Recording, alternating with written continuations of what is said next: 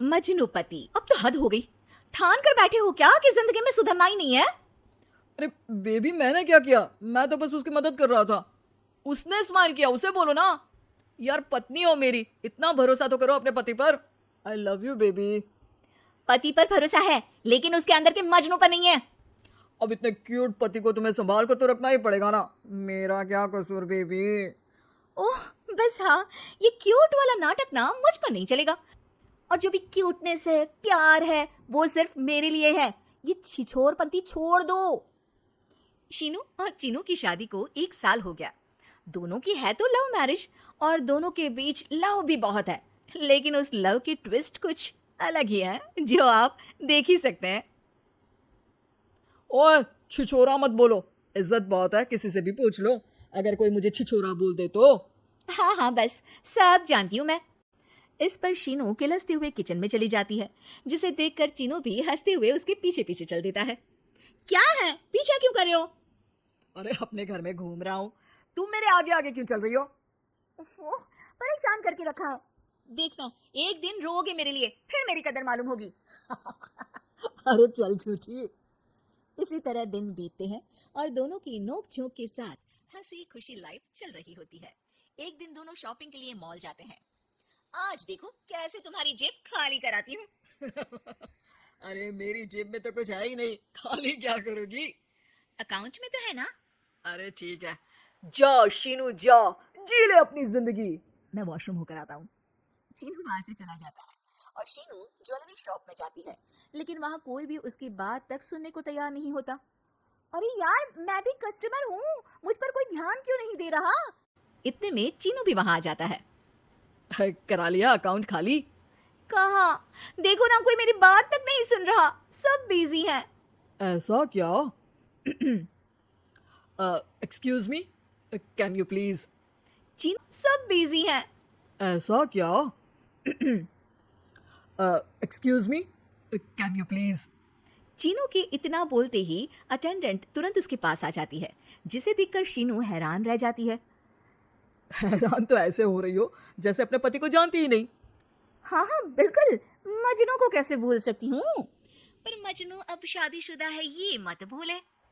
शीनू अपनी shopping continue करती है और कुछ देर बाद सारी शॉपिंग खत्म करके दोनों कॉफी पीने जाते हैं, जहाँ चीनू को रिया मिलती है, जो मिलती ही चीनू को गले लगा लेती है। ओह हाय चीनू, कितने टाइम बाद देखे। आज भी बिल्कुल वैसे ही क्यूट हो, जिसे देखते ही दिल फिसल जाए। इस पर चीनू शीनू को देखकर तुरंत रिया को दूर करते हुए कहता है। अरे रिया, मीट माय वाइफ शीनू। और शीनू, ये रिया है, कॉलेज फ्रेंड। अच्छा, शादी कर ली? ओके, मैं चलती हूँ, बाय। हाँ, कॉलेज के मजनू, सब जानती हूँ कौन सी फ्रेंड है। वैसे वो मजनू वाली हरकतें आज तक बंद नहीं हुई ना। गले तो देखो कैसे लगाया था, जैसे उसकी पर्सनल प्रॉपर्टी हो।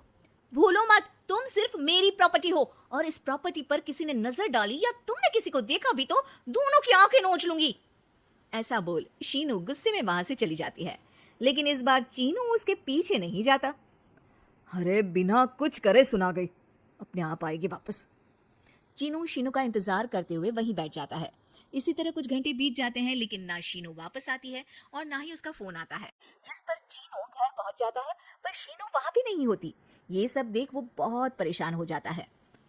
अरे ये कहाँ गई? इतनी देर हो गई, अभी तक तो उसे वापस आ जाना चाहिए था।